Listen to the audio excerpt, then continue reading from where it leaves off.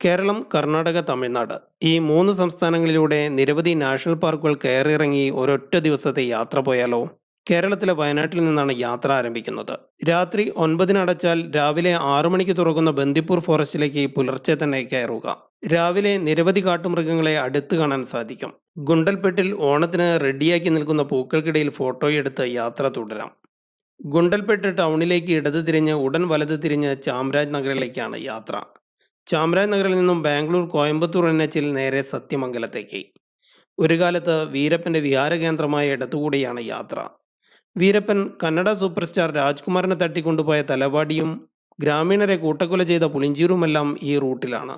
തലവാടിയിൽ നിന്ന് മസനഗുഡിയിലേക്ക് കിഡിലൻ forest route മുൻപ് ഉണ്ടായിരുന്നത് ഇന്ന് അടച്ചിരിക്കുന്നു.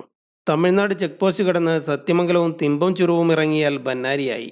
ഇവിടെ നിന്ന് 110 കിലോമീറ്റർ സഞ്ചരിച്ചാൽ കേരള ബോർഡറായ ആനക്കട്ടിയും അട്ടപ്പാടിയുമാണ്. അട്ടപ്പാടിയും സൈലന്റ് വാലിയും എൻജോയ് ചെയ്ത് ചുരമിറങ്ങിയാൽ മണ്ണാർക്കാട് എത്തി.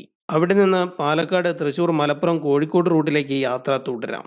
നിരവധി ടൂറിസ്റ്റ് കേന്ദ്രങ്ങൾ കവർ ചെയ്യുന്ന ഒരൊറ്റ ദിവസത്തെ കാനന യാത്രയാണിത്. ഒന്ന് ട്രൈ ചെയ്യാവുന്നതാണ്. Thanks for watching.